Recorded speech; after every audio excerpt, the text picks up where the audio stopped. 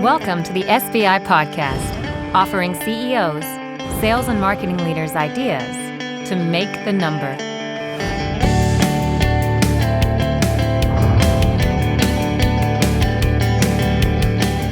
Welcome, SBI Podcast listeners and video podcast viewers. My name is Greg Alexander, and I am the CEO of SBI, a sales and marketing company dedicated to helping you make your number.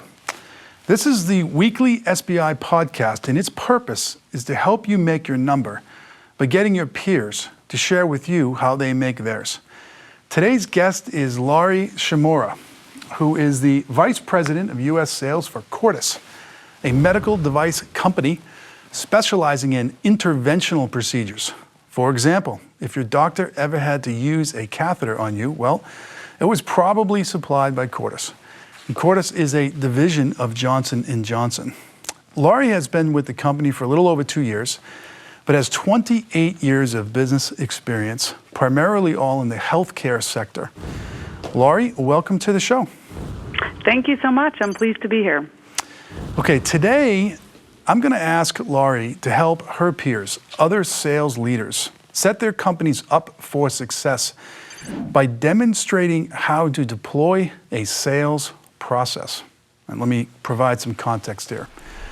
Decision makers are making purchase decisions differently today. Traditional sales processes that sequentially move from needs development to solutions positioning will cause the majority of your sales reps to miss the number. That's what we're seeing anyways. A custom-built sales process tailored to the specific needs of your customers results in shorter sales cycles and higher win rates, and who doesn't want those? So we're going to use SBI's revenue growth methodology to guide our conversation, particularly pages 165 and 166, which deals directly with building a custom sales process. If you want to follow along at home, download a copy of our methodology at salesbenchmarkindex.com/2016 report. So Laurie, you ready for my questions? I think so. Okay. So my first question is going to start with your customers, and it's a little 30,000 feet, but do your best because we're certainly not experts in the medical device industry. How do your customers buy your products? How do our customers? Well, that's a great question because that is really transforming as we speak. So as healthcare reform is out there and changing the way that hospitals do business, what we're seeing is that's represented a transformation in our market as well. So historically, our products were all purchased by the physician alone, and there wasn't really anybody that challenged them or looked at it. It's a highly complex medical device at the time, and it was largely decided upon by the physicians and how they wanted to use it with their patients. What we've seen over the past really about 2.5 to 3 years is that now it's becoming more what I would call a complex sales process, in that the physician is one decision maker who's a very important decision maker, but really the decision is now being made by the economic buyers who are challenging some of those recommendations of the physician. So that's a pretty big difference, right? I mean, that's a big change. Difference. Yeah. So you have a whole industry, the medical device industry, who's been fantastic in terms of sales excellence for many, many years. In fact, many of the best sales forces came from medical devices who sold to physicians for the longest time, and now they have to sell to this other person or other people, which is a great example of what I'm talking about here and how decision makers are buying products differently today. So it's a great lead into the second question, which is, does your company use a formal sales process? And if so, does it now map to this different buying environment, or is it still legacy based on the old way these products got bought? Yeah, that's a great question, and it's certainly something that we've struggled with internally. So I think the short answer is we really don't have what I would declare a formal sales process, but we have a pretty robust jerry-rigged one, if you will. So when I joined the organization a little over 2 years ago, as you said, there was really no mechanisms in place at all to really track, monitor sales, or have a sales process. And so that was probably one of the things that I brought forth pretty quickly, is looking at how we can get some robust data and use it to integrate into what we're doing and what our decision making is. So most of what we use right now is spreadsheet based, dashboard based, and we really kind of home grew it, if you will, to make it as comprehensive as we need to really look at how customers bought. I would say that, and getting a little bit off track, but I think it's relevant, because the focus was so on the physician before and it was very relationship driven. I would say in transactional, what we were noticing is that the business was opportunistic. And so as physician relationships were there and the rep was physically in the room, they had the opportunity to demo the product and they got the product used.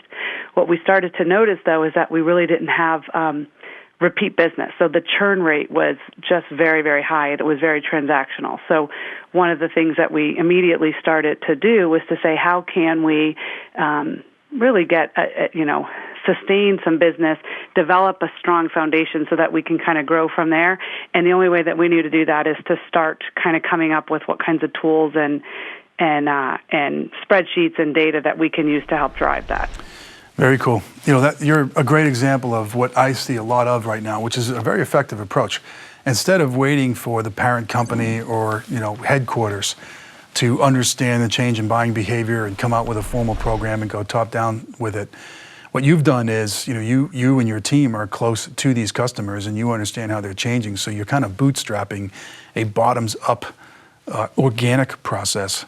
And very often when it happens that way, the results are really good because it's right. It's driven from what's actually happening day to day versus maybe something that might be a little academic that comes out of like a sales training department or something like that. Right. Exactly.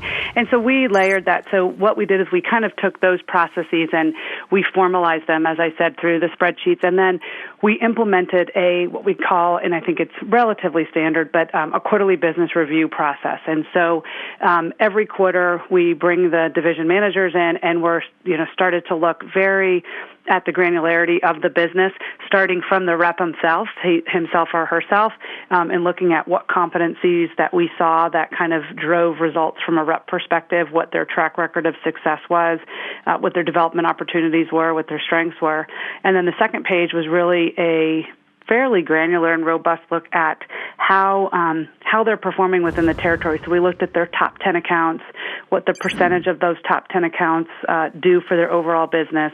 Are they declining? Are they growing? Looking at their ASPs and their ADSs, and just really kind of going through a week-long process, rep by rep, manager by manager, rep by rep, and helping to track kind of pipeline. So again, it's kind of old school, roll up your sleeves, no Salesforce.com, no fancy funnels, just, okay, you said you were going to do this last quarter. We're looking at it this quarter. Are the results there? Are they not there? Why not? Yeah. Was it a rep problem? Was it a market problem? Was it a product problem? What drove our lack of success or success?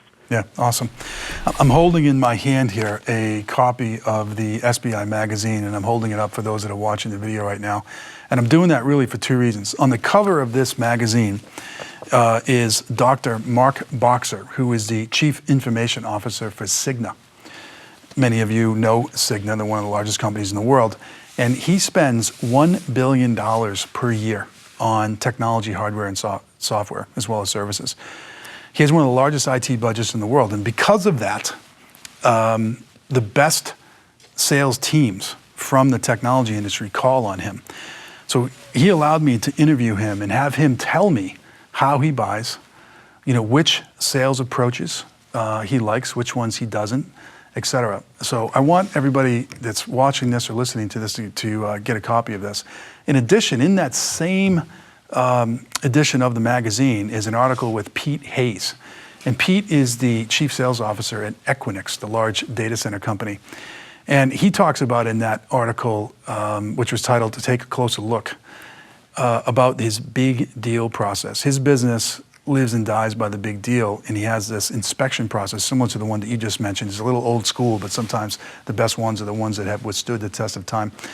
And he details it in the magazine. It's really helpful. So let's pause here and let's make sure that everybody in the audience understands how to get a copy of this magazine. So stick around, we'll be right back.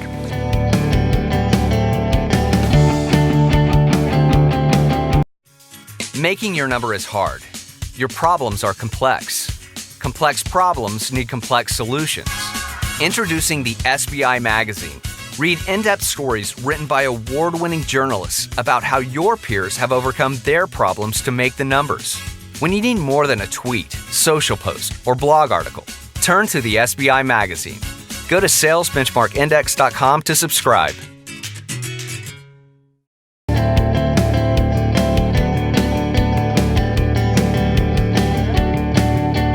Okay, welcome back. My name is Greg Alexander, and I am the CEO of SBI, and my guest today is Laurie Chmura, the VP of Sales for the U.S. Division of Cordis.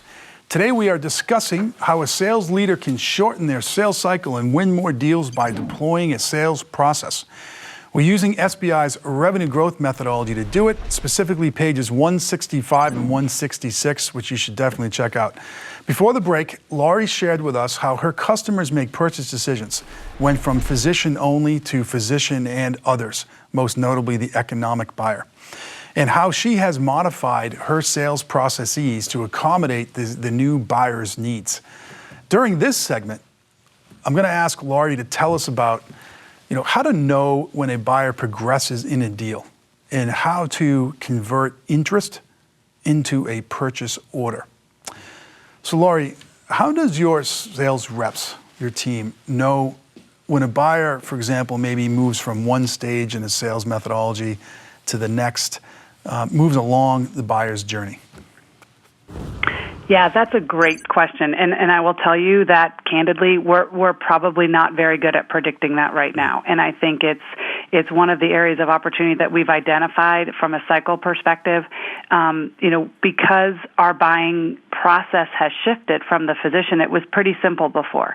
The rep would meet with the physician, they'd detail the product, they'd be standing in the case, they'd look for an opportunity within that particular procedure to use and deploy the product. The physician would try the product in the case, it would work. He would sign a sell sheet, and the rep would walk down to the materials management office, hand it to them, and they'd order it. Today what we're seeing is that sometimes the rep's not even allowed in the cath lab or the operating suite to even be able to demo the product with the physician.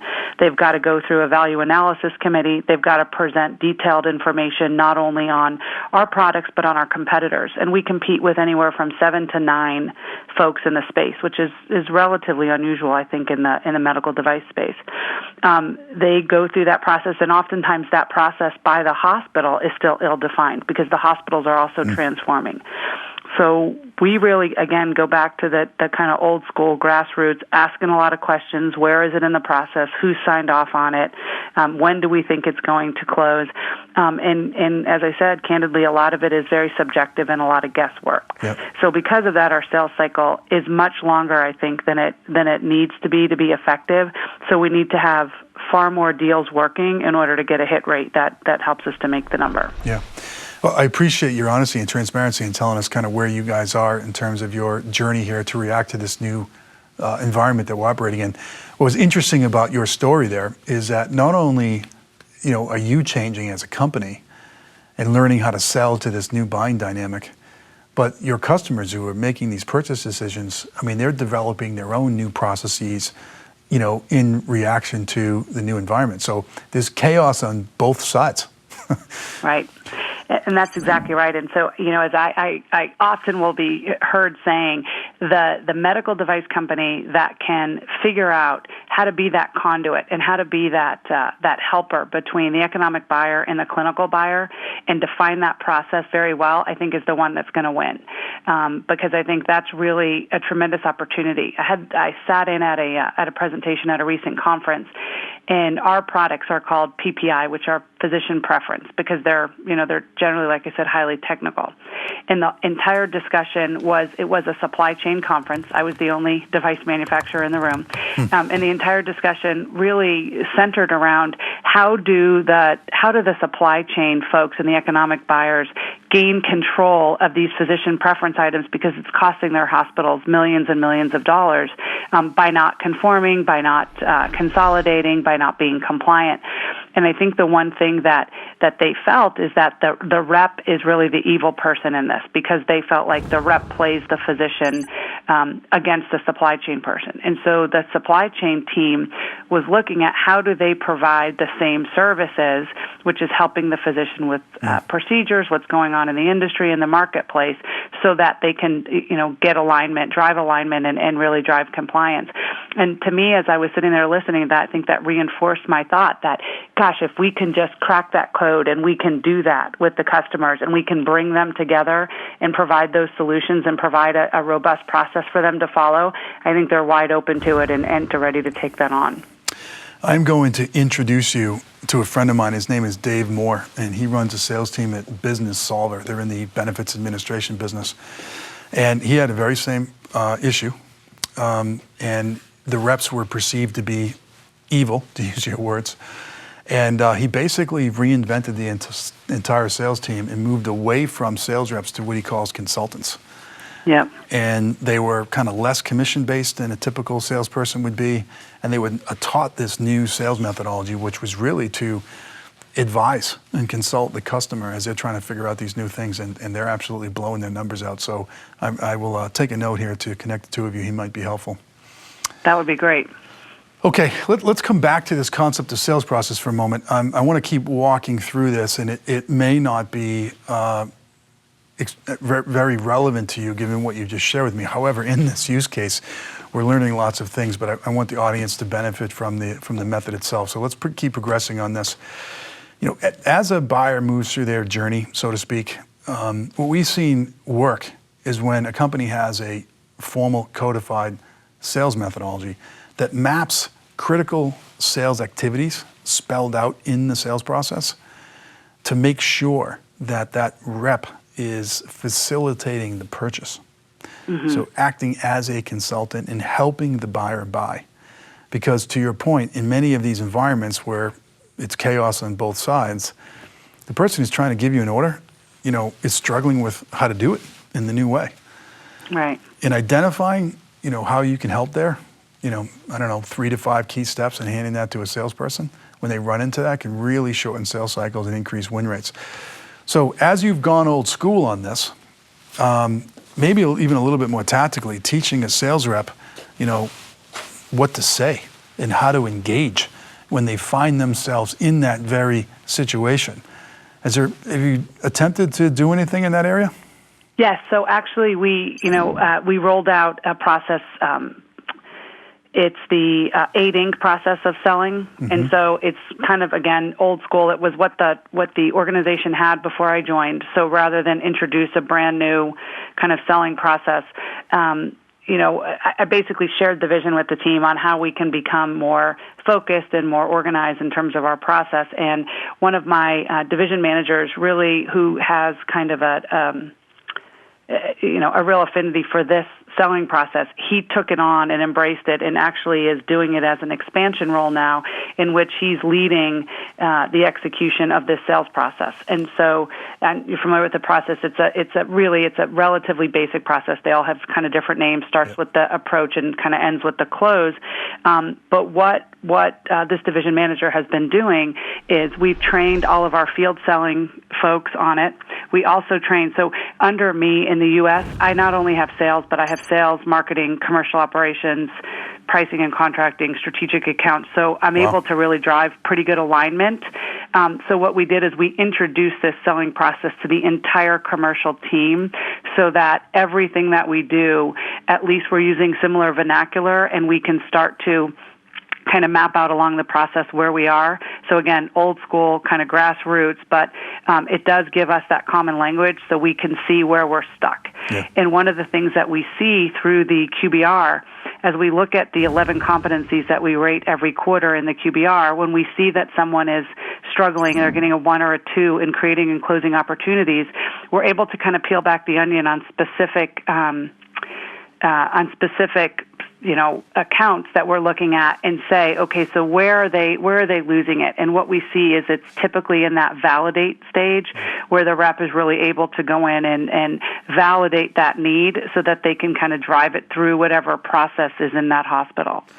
So again, little grassroots, little old school, but it's, what we had to work with. And I think it's been working pretty well because we actually posted the first quarter growth in over 3 years, which was really exciting. Congratulations. And right now we just closed August, so our August closed on Friday at 101%, which is spectacular for us. Yeah, that's fantastic. I have to ask you, this 8 ink process, is this the old Ron Willingham process? Yes, it is. Oh my gosh. It's old, yes. You should see the videos that we have in-house and when they rolled it out. I mean, they're like from the early days. It's hilarious. I had a sales class in high school, I'm not lying, junior in high school, taught by Mr. Olick, and we were taught the 8 ink process by Ron Willingham. And I say that not to be critical. I'm a believer that the things that withstand the test of time work. So it's incredible to me that you're using that in 2015, and look what just happened. You're 101% of plan. Right.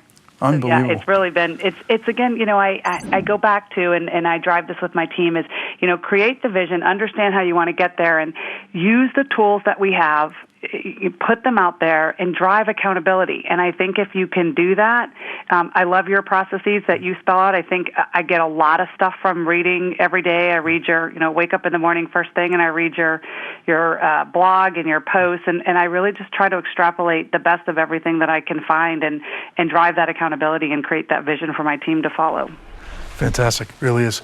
Last question in this segment. So you're using the formal process, 8 ink, which is great. It's resulted in a measurable improvement in your business, which is even better. What type of, you mentioned that level 1, level 2, it looks like you're measuring a few things. What type of metrics do you track to determine the success of this 8 ink sales process? Yeah, so that's a great question, and again, it's probably not as formalized right now as it needs to be. But what we look at is we have kind of a competency rating, and so 1 is entry level, 2 is they've depending on what the competency is. So creating and closing opportunities, they're able to go in, identify a need within a defined period of time, close it, and we rank folks on that 1 to 4 scale. Okay. So it's an element of objectivity, but probably a little bit more subjectivity as we're trying to kind of drive that process and that accountability. Has it been fairly accurate? I think it has, specifically because we're in our, how many have we done now? Probably 7th or 8th QBR. So because we're using the exact same competencies quarter after quarter, and we literally go through, and every single DM is sitting in the room and hearing it, and I'm in every single session by rep, challenging it and going back to the competencies. I think it really is working. I think we have a nice common vernacular now, and I think we can see some of the results. Excellent, fantastic. You mentioned that you read our blog every day. Have you had a chance to check out our TV show yet? I have not, but Mike was mentioning it to me, and he gave me the stuff to do it, and I just have to say I've been deficient in getting onto it. That's all right. There's one particular episode I want you to check out. It's a panel with the head of sales from Ryder, the trucking company, Mitel, a telecommunications firm, and Broadridge, the financial services firm. And it's relevant to this conversation because these 3 sales leaders have increased their win rates by implementing a standardized sales process like you have with 8 ink. And I think you get a lot out of it. Our audience who's listening to this, who's hung in with us, to this point in the show, probably would see some value in that as well. So let's take a quick break here and point everybody to SBI TV. So stick around and we'll be right back. You are watching SBI TV. This is a monthly web TV show featuring guests just like you, executives trying to grow their revenues. Each month, you can peek behind the scenes and watch your peers discuss their strategies for how they make their numbers. You are not going to want to miss this.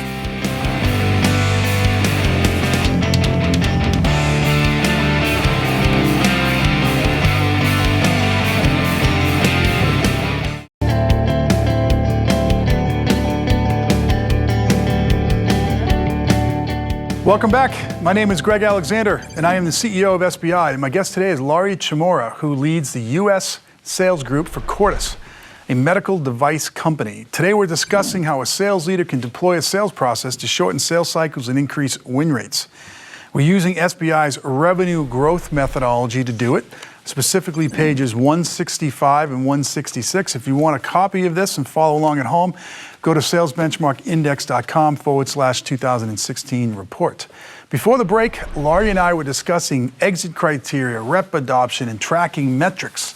During this segment, Laurie's going to share with us her use of technology and her approach to training. So, Laurie, you mentioned to me old school a few times. So my question really is, are you using any type of technology to provide your reps, an easy way to facilitate these new sales processes that you've installed? We started to, so we have iPads, and we started to deploy a lot of our materials and such on the iPad. I will say it's definitely in its infancy, and we've not really capitalized on the full potential right now. We are, company in transition, so there's a lot of other competing priorities right now. But we definitely have started with the iPad and are looking at different apps and different ways to kind of leverage that technology. Okay. And what was it about the iPad that attracted you? I think that it was, first of all, it was pretty readily available to us because it was something that the company had invested in across the entire corporation, and so we knew that we had that. We felt like it was a vehicle that, because of the app creation aspect of it, that wasn't as cumbersome in terms of deploying things that are more customized. We have a gentleman in our operations group that's just, he's just like a Rain Man with all this stuff. And he's really been able to kind of come in a relatively short period of time, look at a lot of our processes, and he's started to develop a bunch of different apps and mechanisms of tracking. So one specific is we deal with consignment. And so in our industry, that's a standard in which we put product at our expense on the shelves of our customers. And as they use it, we bill it, and then we're in charge of maintaining it, ensuring that it doesn't go outdated and replacing it. And we were writing off essentially 48-50% of all the inventory we had on the field on a quarterly basis because we didn't have a good mechanism of tracking it. We didn't have good strategy in deploying it. And as I said, this gentleman came on board and looked at the process, looked where the gaps were, and we developed a strategic process, and then he was able to, utilizing the technology available with the iPad and the apps, is to create an entire tracking system so that we can segment accounts, understand how we can manage our inventory better, how we can count it, how it interface with all the different systems. Yeah.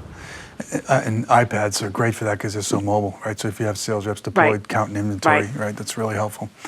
Exactly. And they can take a picture, and so because they have to send back a lot of inventory, and then it goes through the process. So the nice thing is they're able to take a picture of the inventory, a picture of the package, and have that all so that we can track it through the process. Yeah, perfect. All right, my last question here for you is training. So you rolled out this sales process, 8 Inc. Obviously, you had to train the people on it. So how did you train them on the new sales process? Yeah, so that's a great question. So what we did was at the beginning of our national training meeting, probably about a year and a half ago, what we did is we brought we gave folks some pre-read stuff to do, and then we brought all the leadership team in a day early. And like I said, because I have all of the commercial organizations under me, I was able to drive that alignment. So we brought everybody in. So our marketing leadership, commercial ops, pricing, contracting, everyone. And we did a full day training event. Then we've literally kind of from start to finish, it was very hands-on, it was very interactive. And then we chose this DM that I talked about, and he now leads that process. And so he now is doing follow-ups routinely. So every quarter when they come in for QBR, we're doing a refresher on one element of it. We're kind of, continuing that training. And then he's deployed 2 reps that are pretty good at this, and they are hosting series. They go through a series of 8 sessions in which they just get on the phone, they do a WebEx, and they bring real-life situations to talk about, and they go through the process on different aspects of the process. We also incorporated it into our marketing materials so that they know, in the process, if we're rolling something out, they know where it fits in the process. To your point earlier, what to say. So again, that alignment between all those cross functions, I think, is really helping to reinforce that training. Fantastic. All right, we're going to take one more break. When we come back, Laurie and I will discuss what to do next if you're a sales leader who needs a fresh coat of paint on a tired sales process. If you liked listening to Laurie and want access to more peer-driven best practices, here's how to subscribe to the SBI blog.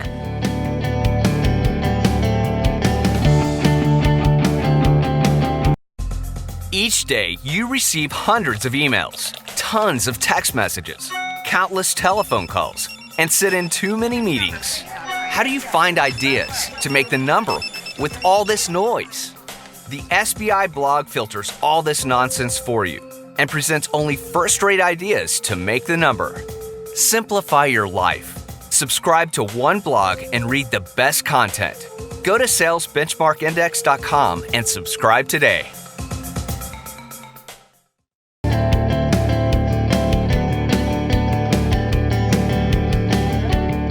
Welcome back, everyone. Laurie, let's package this up in a neat little call to action for the audience. So if I had you here in our SBI set and pointed you in front of the camera and told you to speak directly to the 30,000 people who are going to watch and listen to this, and give them 1 to 3 things that you think they should do immediately following this show, what would you have them do? Oh, that's a great question, because I feel like you can boil the ocean with this and do so many things. But I think, the first thing I would say is take the time to look at yourself and your organization very critically and ensure that you really do have a process and a system that drives accountability, whether it's, fancy like Salesforce.com or as antiquated as what we're using in 8 Inc. Really understand kind of how it's being used in the field and how it's being used to drive your number. And then I would take the time to meet with your sales leaders and your field leaders and really hear from them what's working and what's not working, and then roll up your sleeves and continue to drive the processes and drive the accountability that you need to get the results that you need. Great advice, really is. All right, let me give you my 2 cents. So what does all this mean to you, the audience? So to make your numbers, you need to improve 3 critical metrics: win rates, cycle length, and deal size. You can net it down to those 3 things. Those are the 3 things that will impact your number the most. A custom-built sales process will move these 3 numbers. If these metrics are not moving in a meaningful way, it may be time to upgrade your sales process.